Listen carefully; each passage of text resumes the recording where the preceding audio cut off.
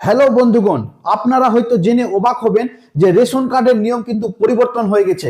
আর কি নিয়ম পরিবর্তন হয়েছে সেই জিনিসটা আজকের ভিডিওতে আমরা আলোচনা করব।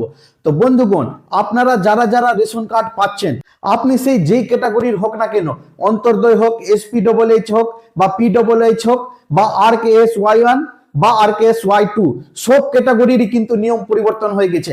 আপনাদের চালের পরিমাণ কিন্তু কমানো হয়ে গেছে। একদম সঠিক তথ্য বলছি বন্ধুরা। খাদ্য দপ্তর থেকে যে খবরটা উঠে এসছে সেই খবরটাই আপনাদেরকে আজকে স্পষ্টভাবে আমি জানাতে চলেছি। তো বন্ধুগণ, আপনাদের যাদের যাদের অন্তর্দয় কার্ড আছে, অর্থাৎ AAY যাদের যাদের কার্ড রয়েছে, তারা 20 কেজি করে চাল এবং 15 কেজি আটা পাবেন। আপনারা মোবাইল স্ক্রিনেও দেখতে পাচ্ছেন যে অন্তর্দয় কার্ড থাকলে আপনারা 20 কেজি চাল এবং 15 কেজি আটা পাবেন।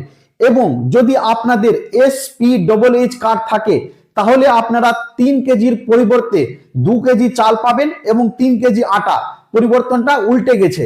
পরিমাণ 5 কেজি ঠিকই থাকছে, কিন্তু চাল আগে আপনারা পাচ্ছিলেন ক কিলো, 3 কিলো এবং 2 কিলো আটা পাচ্ছিলেন, কিন্তু এখন থেকে অর্থাৎ জানুয়ারি মাস থেকে আপনারা কি পাবেন, 2 কেজি চাল আর 3 কেজি আটা পাবেন। এবং যাদের PHH কার্ড রয়েছে তাদেরও কিন্তু সেম থাকবে, কোনো পরিবর্তন হবে না। অর্থাৎ আপনারাও 2 কেজি চাল পাবেন এবং 3 কেজি আটা। কিন্তু RKS-Y যাদের কার্ড রয়েছে তাদের কিন্তু কোনো পরিবর্তন হচ্ছে না। আপনারা 3 কেজি চাল যে পাচ্ছিলেন সেই 3 কেজি চালই পাবেন এবং 2 কিলো করে আটা যেটা পাচ্ছিলেন সেটাই পাবেন। যদি আপনাদের ভিডিওটি ভালো লেগে থাকে তাহলে ভিডিওটাকে লাইক শেয়ার অবশ্যই করে দিবেন এবং বন্ধুদের সঙ্গে শেয়ার করতে ভুলবেন না। ধন্যবাদ।